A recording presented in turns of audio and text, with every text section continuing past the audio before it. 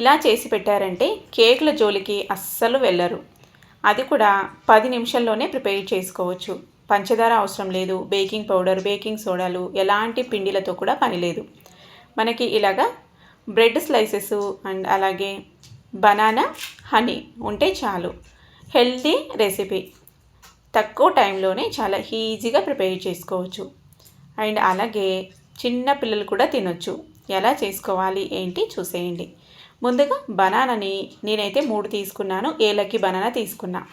కావాలంటే మీరు పచ్చి బనానా అంటారు కదా, చక్కెరకేళి అలాంటివి, అవి కూడా తీసుకోవచ్చు. అవి ఇంకా బాగుంటుంది, స్వీట్ ఎక్కువ వస్తుంది కాబట్టి. అండ్ లైక్ సాఫ్ట్గా కూడా ఉంటాయి.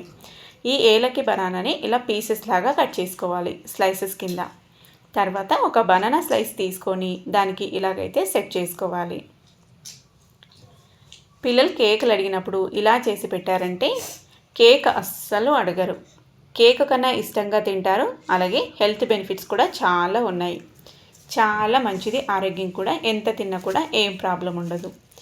బనానాని మనం ఇలాగా లైట్గా ఫోర్క్తో కానీ దేంతో అయినా స్పూన్తో కానీ ఇలా మ్యాష్ చేసినట్టు చేయాలి.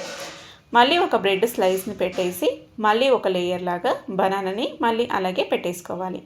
సేమ్ అదే ప్రాసెస్. మళ్ళీ ఫోర్క్తో ఇలాగా మెత్తగా మ్యాష్ చేసినట్టు చేసి ఇదే ప్రాసెస్ని మనకి నేనైతే 3 బనానా స్లైసెస్ని పెట్టాను. 3 లేయర్స్ కింద చేశాను. ఇప్పుడు పొయ్యి మీద ఇలాగా ఫ్రై ప్యాన్ పెట్టేసుకొని అందులోకి కొంచెము నెయ్యి వేసేసి మనం ప్రిపేర్ చేసుకున్న ఈ బ్రెడ్ని అయితే సెట్ చేసుకోవాలి. మళ్ళీ పైన కూడా కొంచెం నెయ్యి వేసుకొని కాల్చుకుందాం. నెయ్యి ఎక్కువ వేసుకుంటే చాలా బాగుంటుంది. నేను ఇక్కడ కొంచెం చూసి వేస్తున్నాను. నాకైతే నెయ్యి పిల్లలకి పడుతుందో లేదో అనేసి కొంచెమే వేస్తున్నాను. మళ్ళీ రెండో సైడ్కి టర్న్ చేసి ఇదే విధంగా మళ్ళీ ఇటు సైడ్ కూడా కొంచెం నెయ్యి వేసి బాగా రాసి మంచి కలర్ వచ్చేలాగా రెండు వైపులా చక్కగా ఫ్రై చేసుకోవాలి. అది కూడా medium flame, SIM to medium ఫ్లేమ్లోనే ఫ్లేమ్ని సెట్ చేసుకోవాలి.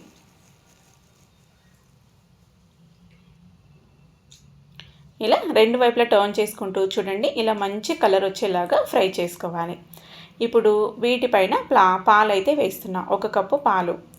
టీ గ్లాస్తో 1 గ్లాస్ అయినా పర్లేదు, 2 టీ గ్లాసులు అయినా పర్లేదు. మనం పాలు వేసుకున్న కొద్దీ సాఫ్ట్ వస్తుంది. ఇలా వేసేసుకొని ఒక సైడ్ పాలు బాగా పీల్చుకుంది అనిపించిన తర్వాత రెండో సైడ్కి టర్న్ చేసుకోవాలి. ఇలా చూడండి, పాలు మొత్తానికి ఈ బనానా, ఈ బ్రెడ్ బాగా పీల్చుకుని ఉంటుంది కదా. ఇప్పుడు మనకి రెసిపీ అయితే రెడీ అయిపోయింది. ఇంకా నెక్స్ట్ ప్రాసెస్ చూద్దాము. దీని ప్లేట్లోకి సర్వ్ చేసుకుందాం. మంచి కలర్తో డిలీషియస్గా, చూస్తేనే తినాలనిపిస్తుంది, అంత చక్కగా ఉంటుంది. పైన హనీ అయితే ఇలా వేసుకోవాలి. చూడండి, మనకి నచ్చినంత వేసుకోవచ్చు. బట్ బ్రెడ్ స్వీటే ఉంటుంది, బనానా స్వీటే ఉంటుంది. అండ్ పాలు యాడ్ చేసాం, బాగా సాఫ్ట్గా వచ్చి ఉంటుంది.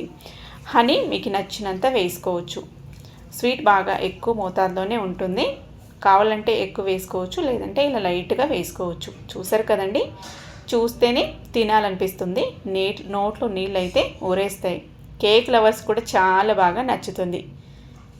మరి ఆలస్యం చేయకుండా తప్పకుండా మీరు కూడా ప్రిపేర్ చేసి ఎలాగనిపించింది, ఏంటి, నచ్చిందా లేదా తప్పకుండా నాతో షేర్ చేసుకోండి.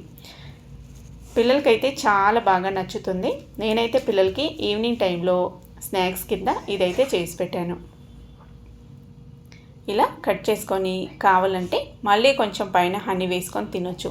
స్వీట్ లవర్స్కి అయితే ది బెస్ట్ రెసిపీ అండి, చాలా బాగా నచ్చుతుంది. అండ్ వెరైటీగా కూడా. చూసారు కదా, మళ్ళీ పైన లైట్గా హనీ అయితే వేసిస్తున్నాను పిల్లలకి. హనీ ఇదైతే ప్యూర్ హనీ కాబట్టి ఇలా వేసిస్తున్నాను. మనం ఇక్కడ కొన్నదైతే ఇంత కూడా వేసుకోవాల్సిన అవసరం లేదండి, లైట్గా వేసుకుంటే సరిపోతుంది.